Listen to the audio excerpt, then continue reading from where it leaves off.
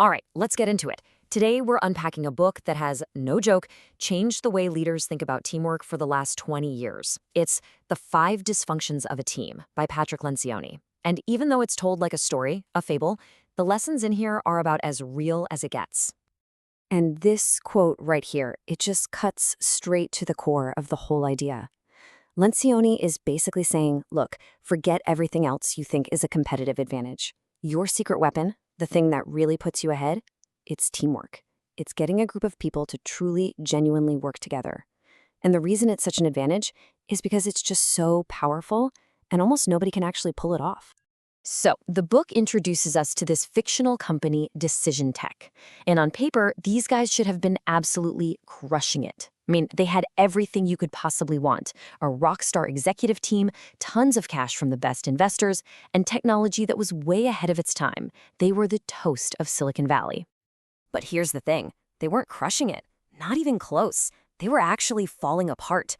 Deadlines were a joke, morale was in the basement, and the executive meetings were just full of backstabbing and politics. So the central mystery is this. With every single advantage you could imagine, how could they be failing so badly? What was going on?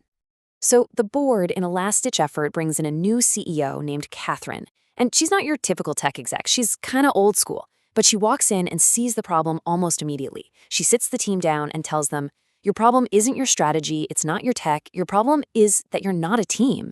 And it all starts at the very, very bottom. She actually draws a pyramid for them.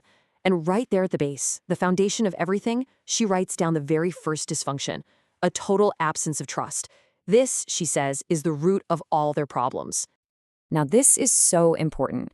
The kind of trust she's talking about isn't, I trust you to get your work done on time. No, it's a much deeper, vulnerability-based trust. It's the feeling that you can be completely open and, well, human with your teammates. It means you can say, hey, I messed up, or I have no idea how to do this without any fear that they're going to hold it against you. And this just lays it out perfectly. Look at the difference. Teams that trust each other, they're real.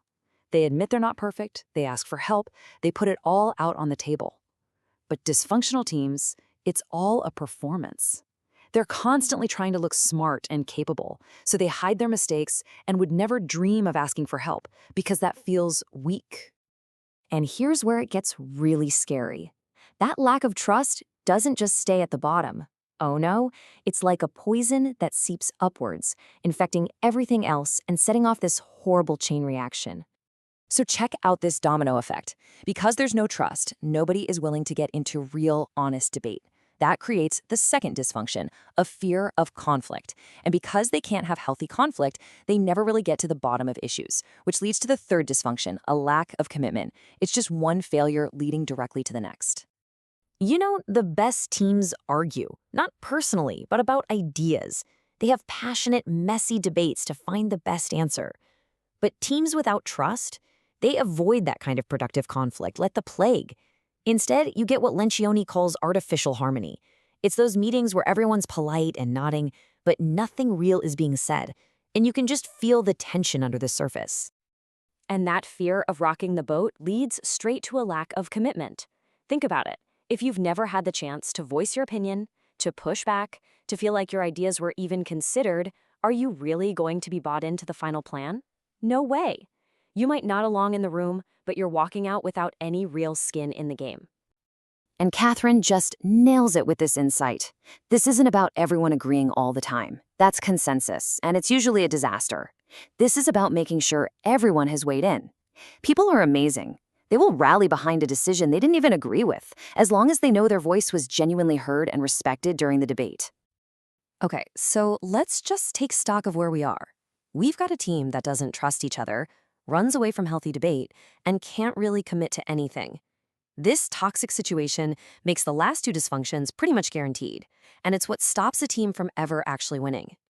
So, because nobody is truly committed, you get dysfunction number 4, avoidance of accountability. This is huge. It's that awkward feeling when you see a teammate dropping the ball, but you don't say anything. The key here is that on great teams, peers, not just the boss, hold each other accountable. And when that's missing, you inevitably land on the 5th and final dysfunction, inattention to results. The goal is no longer about the team winning. It becomes about individual egos, personal status, or making sure my department looks good. The collective goal is lost. Catherine tells this incredible story to really drive this point home. Her husband coached high school basketball, and he had this one player who was just a phenomenal talent, a total superstar, easily the best on the team.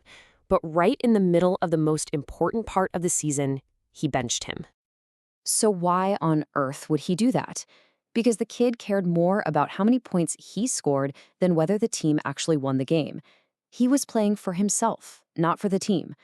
The coach knew that a team of less talented players all focused on one single goal, winning, would always beat a team of superstars looking out for number one. So once you've diagnosed all 5 of these problems, the way forward is actually pretty clear. It's about systematically tackling each dysfunction, starting from the bottom up, and turning them into strengths. You've got to rebuild that pyramid the right way this time. And here it is, the entire model. This is your playbook. You have to start by building that foundation of vulnerability-based trust. Only then can you engage in healthy conflict around ideas. That conflict is what leads to real commitment to decisions. Once you have that commitment, people feel empowered to hold one another accountable.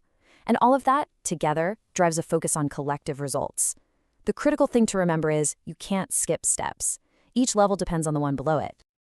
The model itself is actually pretty simple to understand, but putting it into practice, that's brutally difficult. So as we wrap this up, I want to leave you with a question to really think about. Look at this pyramid and be honest with yourself. Which one of these dysfunctions is the biggest roadblock for your team?